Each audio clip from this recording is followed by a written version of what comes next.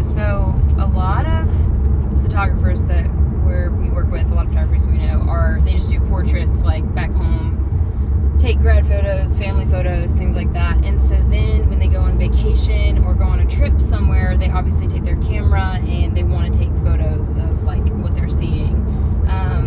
And this was something that I know I didn't know, because then since I took so many portraits, I didn't really know much about f-stop and like high f-stop, and so I only worked with those lower f-stop numbers. Yeah. So when I started traveling more with my camera, I remember being in Yosemite and I was taking pictures of the mountains, and then a guy who was also a photographer came by and he offered to take a picture of me and my friend in Yosemite with the mountains in the back, the whole shebang.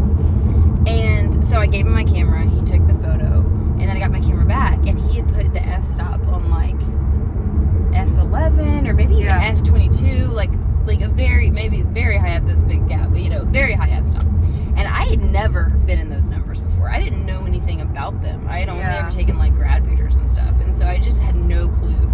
And I was like, why would he do that? And which sounds so stupid now. I was acting as if he was in the wrong, which is ridiculous.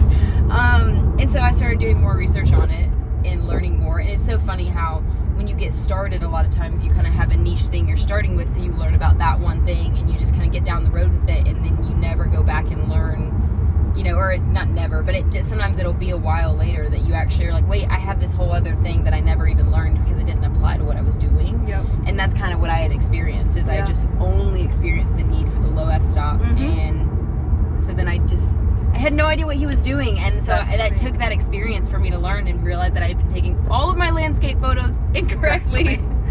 And it is the process of learning and growing is just gonna happen over time. But if you didn't have that interaction, you wouldn't have been able to like just realize that I was doing it incorrectly. So tell us, because you're the officially trained photographer, so tell us why we need higher f-stop when we take pictures of landscapes. And so even if you're not a landscape photographer, you can still learn for the sake of your photos when you go travel places and stuff. Yeah, so having a high f-stop is going to ensure that more of the area or more of your photo is going to be in focus or in a sharper range. It gives you a higher depth of field to include the trees in front of the mountain or whatever, and just the texture, and everything is a lot more on the sharper side, clearer, and it has a lot more in focus. So if you were to shoot a mountain at f20 or like f2.5 or 2.8 or whatever you want, there is less opportunity for that photo to be super focused. Well, it's gonna just have more depth focus and on more one like very narrow part. This is gonna be such a narrow depth of field that it's gonna only focus on like this tiny part of the mountain, just a little bit. And you want the full thing. You want to feel the grandness of the textures and capturing the light and all the little crevices of the mountain. So just having that. I mean, obviously you can photograph anything any way you want. But and there's definitely different artistic preferences and styles. Definitely. And it's not that if you take a low f-stop landscape photo, it's going to be this terrible photo. It's not that. It's just you're missing the opportunity to have a sharper, clearer, more focused, a lot more depth. Absolutely. I cannot believe these mountains that we're looking at right now. Oh yeah, sorry. We're driving to North Cascades National Park. And speaking of mountains. Speaking of mountains. That's what made us think of this. We're like, we've been shooting some mountains most of the week, but then now we're looking at it, and I was like, that's just, I remember being in Yosemite, and I think I even told my friend, it's so funny, I feel like such an idiot. I think I told Aisha in the moment, I was like, this guy, he like totally jacked up my settings.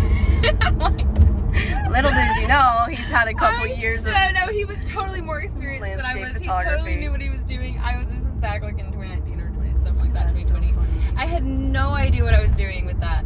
It's so funny. And so just seeing these mountains, I just thought about it and was like, that's just, it's such a nuanced thing. And it might even be that you just do photography for fun, so that's just like a good tip for you to know.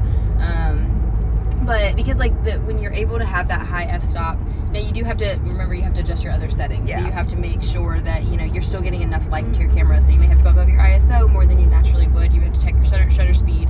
But in order to get even the way light hits mountains in certain times of day, you know, instead of it just being kind of this hazy, like, okay, the light's just kind of there, when you do that high f-stop, that light is coming into focus too, and that light is sharp, and so where the light is hitting the mountain is sharp too. And so then you're like getting that real nice, like when you see these beautiful photographers, like far beyond our capacity, these photographers who are just amazing, been shooting for so long and do like even like National Geographic and stuff, which I'm sure they do all the different settings and different moments, but some of those landscape photos definitely have this high f-stop because you can tell just how sharp and clean and crisp every part of the mountain or the scenery, any scenery. It could be an ocean, it could be, you know, instead of having a tiny little like drop that's in focus, it's this whole wave that's in focus, you know. There's depth and texture that you can pick up on. Gosh, and it's so beautiful, and it took me way too long to figure that out. It took this guy taking this photo for me to realize that I was doing it wrong. He was doing something in a way of teaching you. He was. He taught me. He doesn't even know that he taught me, but I don't know who he was. But thanks to that guy, calling out my ignorance unknowingly. That classic.